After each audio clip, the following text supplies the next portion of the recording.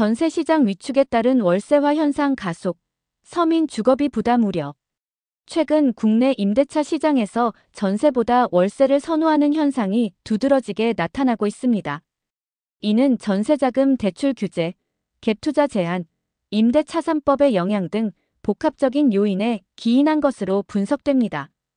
특히 서울을 중심으로 아파트 월세 지수가 사상 최고치를 기록하는 등 월세 수요가 급증하고 있는 상황입니다. KB부동산에 따르면 서울 아파트 월세 지수 전용 95타입 이하 기준은 올해 6월 기준 126.6으로 집계되었습니다. 이는 올해 상반기 동안 5.1% 상승한 수치로 같은 기간 아파트 매매 지수 3.9%와 전세 지수 1.1%를 웃도는 상승폭입니다.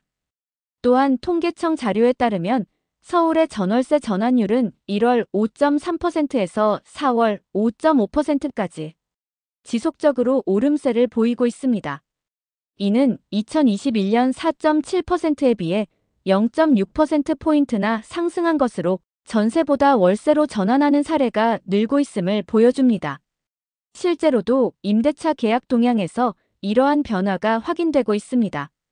법원 등기정 보광장 자료에 따르면 올해 상반기 서울에서 확정일자를 받은 월세 계약 건수는 총 29만 5,189건으로 전년 동기 대비 29% 증가하였습니다. 반면 같은 기간 전세 계약은 8.4% 증가에 그쳐 상대적으로 증가폭이 작았습니다.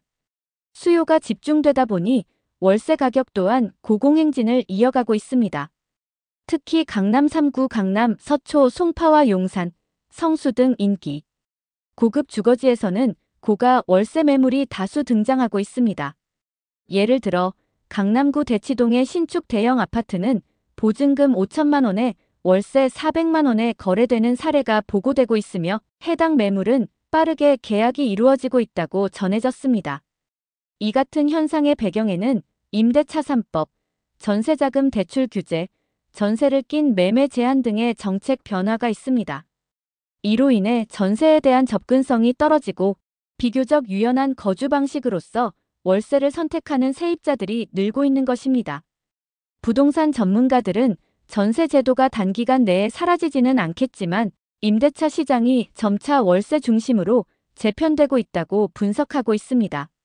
다만 월세화 가속과 임대료 상승이 서민층의 주거비 부담을 더욱 가중시킬 수 있다는 우려도 제기되고 있습니다.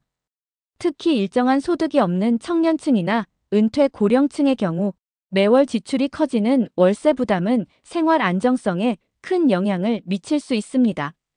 결국 임대차 시장의 변화는 주거 취약계층에 대한 보호 정책과 병행되어야 하며 공공임대주택 확대, 주거비 보조금 강화 등의 제도적 보완이 시급하다는 지적이 나오고 있습니다.